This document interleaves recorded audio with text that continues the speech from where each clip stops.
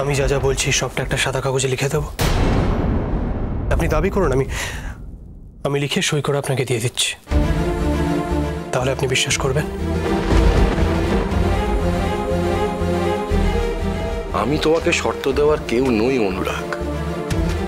একবার এটা ভেবে দেখো যে এই অবস্থাটা কেন হলো, যে তোমার স্ত্রীকে, নিজের স্ত্রীকে তুমি বাড়িতে নিয়ে যাবে, তার জন্য তোমাকে শর্ত দিতে হচ্ছে।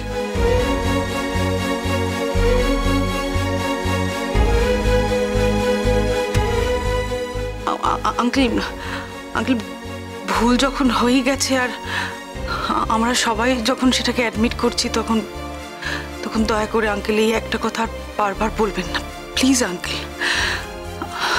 আমরা জানি আপনার এই ব্যথাটা সহজে যাবে না, কিন্তু আঙ্কেল আপনার মতো মানুষই তো ক্ষমা করতে পারেন বলুন। বিশ্বাস করুন, আমরা না সবাই আপনাকে একেবারে অন্যরকম ভাবে দেখি, অন্য চোখে দেখি আঙ্কেল।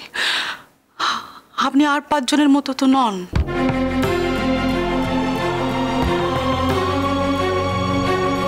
আর ঠিক সেই জন্যই আপনার কাছে ছুটে আসতে আমরা এতটুকু দ্বিধাবোধ করিনি আঙ্কেল। আমরা ধরেই নিয়েছিলাম আঙ্কেল আমাদের উপর রাগারাগি করবেন, শাসন করবেন, বকাবকি করবেন হয়তো, কিন্তু আমাদের ফিরিয়ে দেবেন না। আমি তো তোমাদের বলছি, তোমরা আমার মেয়ের সঙ্গে কথা বলো, ও যদি যেতে চায় যাবে।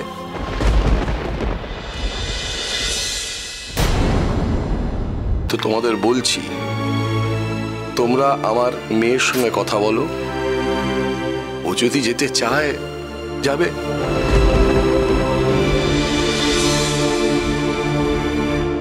মেঘলা নিশ্চয়ই যাবে আঙ্কেল, আপনি একবার মন থেকে অনুমতি দিন না ওকে, তো তাহলেই বুঝতে পারবে আপনি কি চান, আর তখন আর কোনো আপত্তি করবেন। আপনি দেখুন, মন থেকে অনুমতি দেওয়াটা অত সহজ কাজ নয় পিকলু। তবে হ্যাঁ, আমি এটা বিশ্বাস করি যে গোটা জীবনটা তছনছ হয়ে যাওয়ার থেকে ও যদি ও বাড়িতে গিয়ে ভালো থাকে, তাহলে থাকবে, ভালো থাকবে, কিন্তু সেটা ওর সিদ্ধান্ত, অ্যাবসলিউটলি ওর। আর মেঘলা মা, তোর যদি মনে হয় তুই যা মা, একটা কথা মনে রাখিস, আমার বাড়ির দরজা তোর জন্য চিরটা জীবন খোলা থাকবে। কখনো সামান্যতম হেজিটেট করবি না, আজীবন থাকতে চাইলে আজীবন থাকবি। তবে এই কথাগুলো ভালো করে মন থেকে ভেবে বলবি মা। তুই যদি যেতে চাস, আমি নিজে গিয়ে তোকে পৌঁছে দিয়ে আসবো, আমি কথা দিচ্ছি, আমার সম্পূর্ণ সায় আছে। মেঘলা মা, তোমার মুখ থেকে একটা পজিটিভ কিছু শুনবো বলে আমরা সকাল থেকে অপেক্ষা করে আছি, তুমি না বললো না মা। না না, মেঘলা আমাদের তেমন মেয়ে নয়, ও কখনো না বলবে না, তাই না মেঘলা? কাজুরি, তুমি বরং ওর জিনিসপত্রগুলো এবার একটু গোছগাছ করে দাও। হ্যাঁ মামুনি, আমার গোছাতে জাস্ট 2 মিনিট টাইম লাগবে। মেঘলা, তুমি কিছু বলো এবার।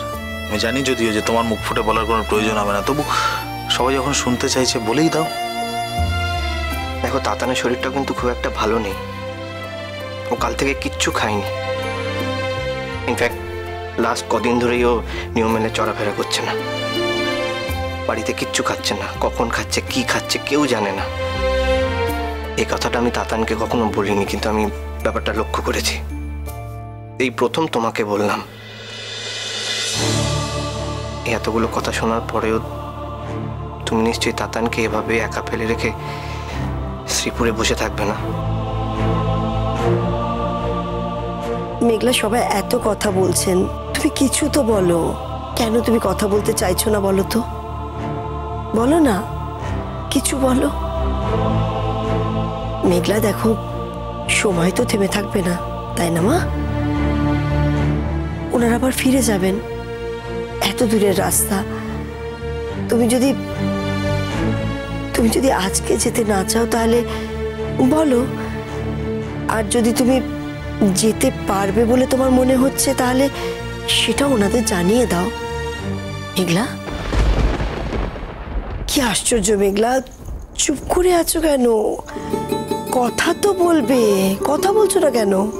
দেখছেন দেখছেন অ্যাক্সিডেন্টের পর থেকে এমন অবস্থা হয়েছে যে আমার মেয়ে বাক্যহারা হয়ে গেছে। এটা কি আমার পাওনা ছিল? চন্দনবাবু, আমি লজ্জিত, আমি হাত জোর করে ক্ষমা চাইছি। আমি লজ্জিত, আমি অত্যন্ত লজ্জিত। তো আমি মেঘলার হয়ে তো কোনো কথা বলতে পারি না। মেঘলা যদি নিজে না বলে আমি তো ওর হয়ে কোনো সিদ্ধান্ত নিতে পারি না।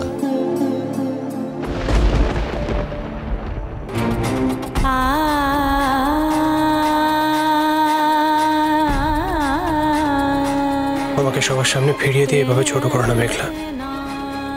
আমি জানি তুমি সেটা কোনোদিনই করতে পারবে না। আমি যা তার থেকে তুমি সবসময় আমাকে অনেক বেশি বড় করে সবার সামনে প্রজেক্ট করো মেঘলা। আমি জানি আজও তুমি সেটাই করবে। করবে তো?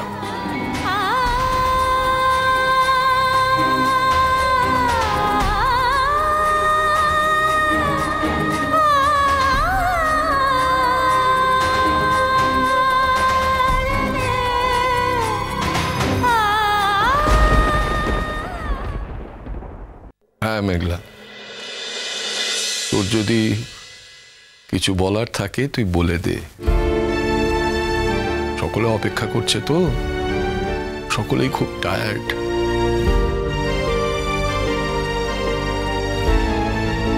আবি,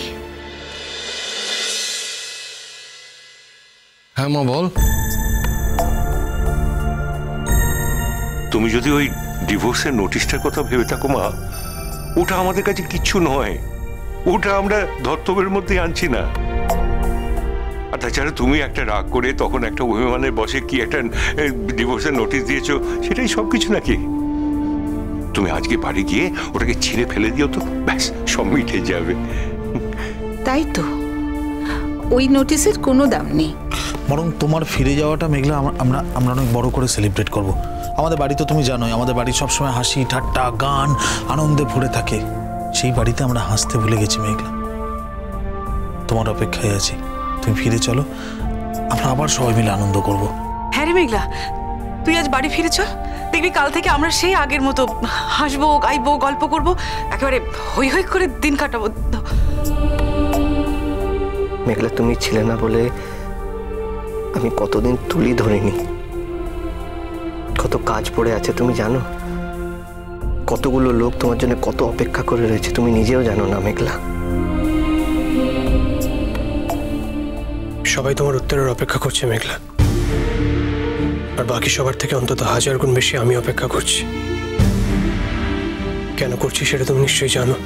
বল মা, তুই তো আমাকে কিছু বলার জন্য ডাকলি, এই তো আমি কাছে এসেছি। বল, তুই ওদের সঙ্গে যাবি তো? যা না, চিন্তা করিস না, আমি আছি, এখনো আছি। আমি তোকে ছাড়বো না, তুই কিচ্ছু চিন্তা করিস না, মুখ ফুটে বল।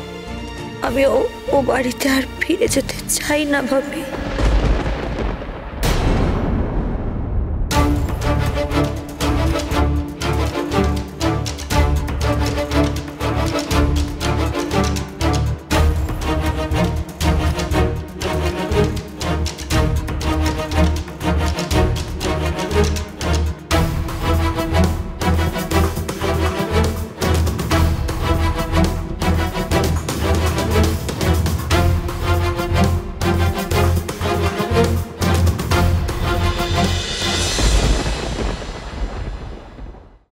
লিগ্যাল নোটিশ পাঠাতে গেলে কোনো একজন লয়ারের তো প্রয়োজন পড়ে। তো তুমি কোন লয়ারের সঙ্গে কথা বলে কাজটা করলে সেটা তো বলবে। আমার দৃঢ় বিশ্বাস যে তুমি এই কাজটা একা করোনি। যে লয়ার নোটিশটা সার্ভ করেছে তিনি কে? এখানকারই লোক নিশ্চয়ই। তিনি কে মেঘলা?